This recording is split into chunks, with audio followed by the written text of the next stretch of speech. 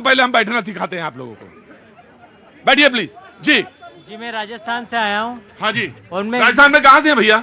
जी, मैं कवाई सालपुरा तहसील लटू जिला वाला राजस्थान। जी। अरे बाप रे बाप। हाँ जी सर, मुझे हिंदू मुस्लिम की राजनीति के तहत फंसाया गया था, जिसके तहत ये कोरोना हुआ, जब मुझ पे मौत का आवरण हुआ, और उसके तहत मुझे तीसरी आंख तक का ज्ञान दिया, इतना कष्ट दिया लोगों ने, और मेरी बात नहीं सुनी जा रही है। ये दुनिया मेरे द्वारा बदली गई थी, मेरी कोशिश से। जब अहमदाबाद में मेरे साथ आपके द्वारा बदली गई दुनिया। कोई बात नहीं, देखो देखो ऐसा है, यहाँ पे भांति भांति के लोग आते हैं। कबरा इस बाजार में भांति भांति के लोग।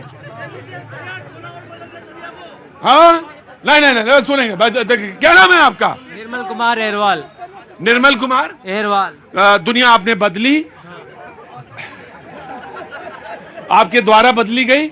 हम उसके बारे में पता करेंगे आपसे, लेकिन ब्रेक में पता करेंगे, है ना भैया? कैसे बदल दी दुनिया, हम सारे लोग जानना चाहते हैं दुनिया कैसे बदली। हाँ जी भैया बोलो। मैं यूपी कानपुर से हूँ। अरे बाप रे बाप। हाँ जी, कैसे हैं?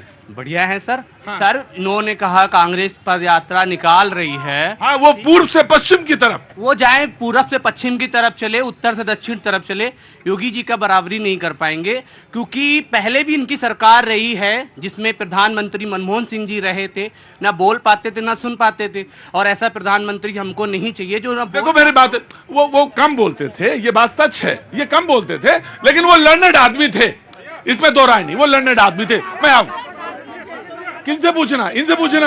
मैं बाबूजी पूछता हूं आपसे, अब ज्यादा ना बोलो, डिलीट द ड्रामा। आम आदमी पार्टी जी। हाँ जी, मैं आप ही का इंतजार कर रहा था, कुर्ता वाले आ जाएं जरा। जाल में फंसाते हैं गुरु, है जब जाल में फंसाते हो, जब मंच पे पहुंच जाते हो तो वही बोलते हो जो यहाँ बोलना चाहिए। अब गजब के इंसान हो तुम। हाँ जी आ रहा हूं। प्रतीक भाई, अभी हमारे भारतीय जनता पार्टी के प्रवक्ता न्याय की बात कर रहे थे। न्याय का आलम यह है साहब कि आज जनता तो दूर, जो जनता द्वारा चुने गए प्रतिनिधि हैं उनको भी न्याय नहीं मिल रहा है। 146 सांसदों को निलंबित कर दिया गया। मैं इन्हीं से पूछना चाहता हूं कि क्या हमारे खिलाड़ियों को न्याय मिल गया?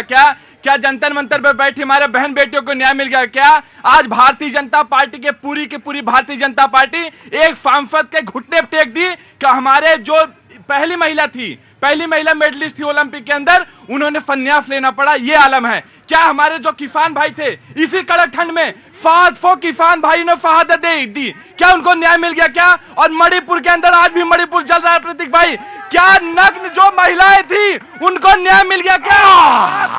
कंप्लीट कर दीजिए। अभी ये न्यायालय की बात कर रहे थे, यही बगल में सुप्रीम कोर्ट है। 5 जजों की बेंच ने एक तरफा न्याय दिया, अपना जजमेंट सुना है, लेकिन तानाशाही सरकार ने एक अध्यादेश ला करके सारा जजमेंट बदलने का कार्य कर दिया। क्या न्याय मिल गया? क्या वो जो आप दिल्ली सरकार का बता रहे हैं, बिल्कुल बात कर रहा हूं प्रतीक भाई। अध्यादेश गलत होता है? अध्यादेश गलत, रात के अंधेरे में लाने का क्या आवश्यकता थी प्रतीक भाई? दूसरी बात, आज जो भी आज हिंदुस्तान के अंदर एक तानाशाही सरकार चल रही है, अघोषितापातकाल चल रहा है, जो उनके खिलाफ बोलेगा उसको जेल में डालने का करके नहीं। प्रतीक भाई, मैं चुपचाप बैठा था, मैं तुमसे पूछ लूंगा, पूछ लो, तुम वहां बैठो।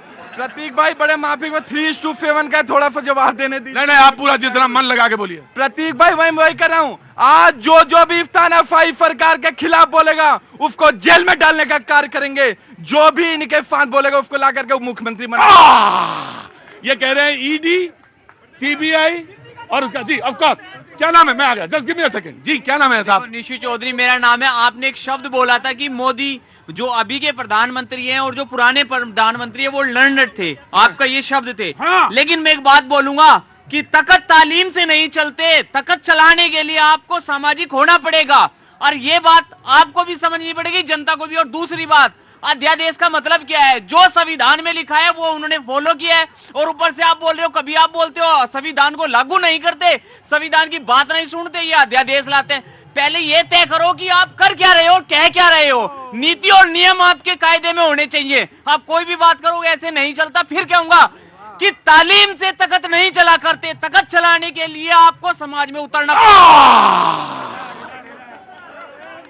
पूरी सभा में चौधरी साहब बिल्कुल सुलझे हुए इंसान है। मैं स्वागत करता हूं चौधरी साहब आपका। मैंने बस सिर्फ इतना किया था, गुस्ताखी माफ हो, कि ये कहा था कि मनमोहन सिंह जी लर्नेड आदमी थे, और ये सारे लोग कहते हैं, लेकिन हाँ ये बात सच है कि समाज में उतरने के लिए कुछ शर्तें जरूरी हैं। ये बात मैं चौधरी साहब आपकी मानता हूं। इसके कहां से आना हुआ बाबूजी? हैं? बिहार का आदमी वेट करेगा आज। हाँ, इतने उतावले ना हुई, वरना ये नौजवान क्या सीखेंगे कि इतनी जल्दी पड़ी हुई है। जी, आम आदमी पार्टी के प्रवक्ता न्याय की बात कर रहे थे। इनकी मैं बेचैनी समझ सकता हूं। इनको न्याय के लिए इसलिए बेचैनी है क्योंकि जब ये न्यायालय जाते हैं तो डोर पे लिखा रहता है नो एंट्री फॉर भ्रष्टाचारी। जो भ्रष्टाचार किया है उसे माला नहीं पहनाएंगे, हथकड़ी ही पहनाएंगे। चाहे कितने भी आरोप लगा ले, कॉन्सेप्ट क्लियर है, एक भी भ्रष्टाचारी नहीं बचेगा। और ये जो कह रहे हैं ना भाजपा में शामिल हो जाते हैं तो दूध के कहां धुले हो जाते हैं। भैया कोई दूध का धुला नहीं है। नीति और नियत मैंने पहले भी कहा था स्पष्ट है। जो आएगा वो राष्ट्रभाव से आएगा। आपके यहाँ जाके शीश महल नहीं बनाते हम। रफीक भाई मैं बताता हूँ, इनका नीति और नियत साफ है। अगर भ्रष्टाचार करना मोदी जी के पार्टी में आकर करिए, आपको मुख्यमंत्री बनवाया जाएगा और मुख्यमंत्री बनाया जाएगा। वही नीति नियत। मैं शुभेंदु अधिकारी को उदाहरण देता हूँ। दूध भ्रष्टाचार पर दूध का दूध, पानी का पानी होना चाहिए।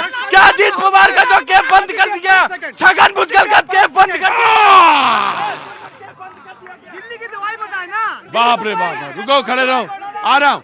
कहाँ से आना हुआ भैया? मैं आ रहा हूँ, एक मिनट। कहाँ से आना हुआ? पटना से। पटना से। बिहार का आदमी बोलेगा। हाँ? ये कहाँ से, कौन जिला बाबूजी? रोहतास जिला, सासाराम। पहले रोहतास वाला बोलेगा, पहले बॉर्डर का बगल। आप अंदर कैसे आ गए? पहले रोहतास वाला बोलेगा और जिला एकदम बिल्कुल यूपी से लगा हुआ है, इसलिए रोहतास। तुम्हारा जिला कौन सा है? पटना है। पटना से पहले और रोहतास से पहले ऑटो वाला बोलेगा। मैं इनको आम आदमी पार्टी को कहना चाहता हूं, सबसे भ्रष्ट सरकार। आपने रामलीला मैदान में कहा था कि अगर हिंदुस्तान में सबसे भ्रष्ट पार्टी है तो वो कांग्रेस पार्टी है। हिंदुस्तान में सबसे भ्रष्ट पार्टी है तो लालू प्रसाद यादव की पार्टी है। हिंदुस्तान में सबसे भ्रष्ट पार्टी है तो समाजवादी पार्टी है। आपने ही तो कहा था, आपने ही कहा था सोनिया गांधी जी के पास सीबीआई जांच होनी चाहिए, ईडी सीबीआई जानी चाहिए। आज आप सोनिया गांधी जी के चरणों में लेट रहे हैं। अरे ये जनता है साहब, इसको कितना दिन भरमाओगे? कांग्रेस का पंच बनता है। देखिए, ये कह रहे थे ना देश के प्रधानमंत्री मौन। एक प्रधानमंत्री इतना बोलते हैं लेकिन वो सिर्फ भाषण देते हैं। आप देखिए कि 2014 में सिर्फ 54 लाख कर्ज था, 54 लाख हजार करोड़। आज कितना कर्ज है? 205 लाख करोड़। और ये कौन कह रहा है? आईएमएफ की रिपोर्ट कह रही है कि इतना कर्ज इस देश पे, जो बच्चा पैदा हो रहा है ना उसके ऊपर भी कर्ज है। जी ना, पहले रोहतास जिला ना, पहले रोहतास। मैं 3 बात पर बोलूंगा। जी बोलिए बाबूजी। दिल्ली कैसे आना हुआ? रहते हैं यहीं? चेकअप कराने के लिए। चेकअप कराने, सब ठीक निकला? ये ज्यादा जरूरी है। अभी तो ब्लड टेस्ट कराए हैं। ब्लड टेस्ट कराए। भाई देखिए, अगर हल्ला बचाएंगे सारे लोग बैठेंगे पहले, सारे लोग बैठेंगे पहले। चुपचाप खड़े रहो, मुड़ेचा तो हम भी बांधना जानते हैं। चुपचाप बने रहो। जी बाबूजी बोलिए। सबसे पहले बाबूजी की बात सुनो, पहले बिहार से आए हैं। सबसे पहले आरएसएस के बारे में बोलेंगे। आप लोगों को जानकारी होनी चाहिए कि 1962 की लड़ाई में बॉर्डर पर न कोई रोड था, न कोई गाड़ी जाने की सवारी थी। उस समय आरएसएस के स्वयंसेवक ही अपने पीठ पर गोला बारूद और सैनिकों का खाना लाद के ले गए थे। इसको मत भूलिए। दूसरी बात, आरएसएस का कोई नेता कभी किसी कांग्रेसी के खिलाफ या मुसलमान के खिलाफ नहीं बोलता है, फिर ये दोनों उसके खिलाफ क्यों बोलते हैं? तीसरी बात, इन्होंने कहा कि 50,000 बेरोजगार राजस्थान में घूम रहे हैं। कर दिया 2014 के पहले वाली याद करो। खून के आंसू रोते अगर मोदी सरकार नहीं होती तो बेरोजगारी और महंगाई से खून के आंसू रोना पड़ता। अभी देश को सख्त जरूरत है मोदी। अरे वो नेपाल वाली चली गई क्या? नेपाल वाली गई? अच्छा लो, ऐसा नहीं, खड़े रहो चुपचाप। तुमको डांटा था ना हमने, हफ्ता भर बाहर किया था ना। आज हमें होश में दिख रहे हो तुम, चुपचाप खड़े रहना। जी नहीं, बातचीत के सिलसिले को बहुत तार्किक दृष्टि से रखना चाहिए। और जो बातें हो मैं आऊंगा प्रभात जी। अमित, अभी आम आदमी पार्टी वाले कह रहे थे कि दुनिया के सारे लोग तानाशाही हैं। मेरा विनती है, आप तो तानाशाही नहीं है ना। एक बार खाली हमें कैमरा के साथ 8 लाख का पर्दा दिखा दो जो अरविंद केजरीवाल जी के घर पे लगा हुआ है, मैं मान लूंगा आप तानाशाही नहीं हो। खैर, आप न्याय यात्रा की बात कर रहे थे। अरे पहला राज्य तो अरुणाचल है। अरुणाचल में क्यों नहीं जा रही है कांग्रेस पार्टी? वहां से शुरुआत क्यों नहीं कर रहे हैं? क्योंकि वहां पे तो चाइना के साथ डिस्प्यूट भी है हमारा।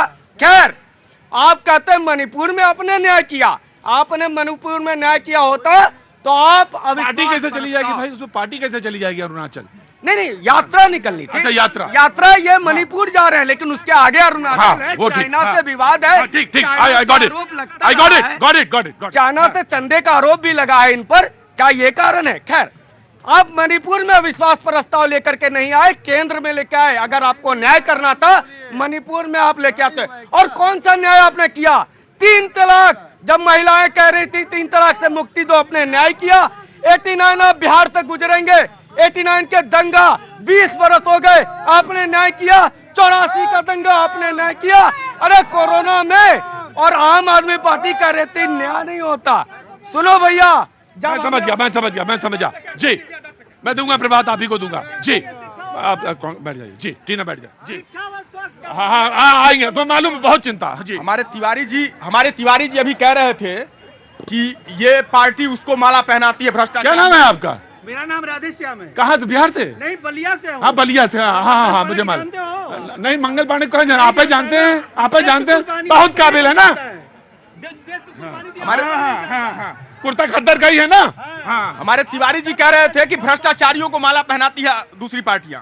तिवारी जी, बहुत शर्म के साथ कहना पड़ता है कि जिस पार्टी और जिस विचारधारा को लेकर के आप आते हो, गुजरात में 3 साल की बेटी को पटक के मार देने वाला कन्विक्टेड व्यक्ति को माला पहनाती है, बलात्कारियों को माला पहनाती है भारतीय जनता पार्टी। और यह सबसे बड़ा दुर्भाग्य इस देश का कि वो व्यक्ति सत्ता में बैठे हैं और उनको पूछना चाहिए। आज देश पूछ रहा है आपसे कि ब्रजभूषण शरण सिंह पर आपकी आज क्या राय है? तिवारी जी बोल सकते हैं, है हिम्मत बोलने की? प्रतीक भैया, इन्होंने शर्म की बात कही। बेशक बहुत शर्म लगता है, सर झुक जाता है मेरा जब देश के वीर सैनिक सर्जिकल स्ट्राइक करते हैं और कांग्रेस के राहुल गांधी जाके उनसे सबूत मांगते हैं। मेरा शर्म झुक जाता है जब कोरोना में डॉक्टर वैक्सीन बनाते हैं और उनसे वो बोलते हैं चूहा मारने की दवा। मेरा शर्म झुक जाता है जब भ्रष्टाचार करके गरीबों का हक कांग्रेस मारती है। ब्रजभूषण शरण सिंह के सामने घुटने टेकने वाले लोग, जिस दिन ब्रजभूषण सिंह पे आरोप गठित हो जाएगा और कोर्ट उन्हें सजा देगी, दिन के भर भी हम समय नहीं के सामने घुटने टेकने वाले लोग, हमें ज्ञान देने से पहले तिवारी जी, हमें ज्ञान देने से पहले त्रिवेदी जी, वक्त छोड़ने से ब्रेक के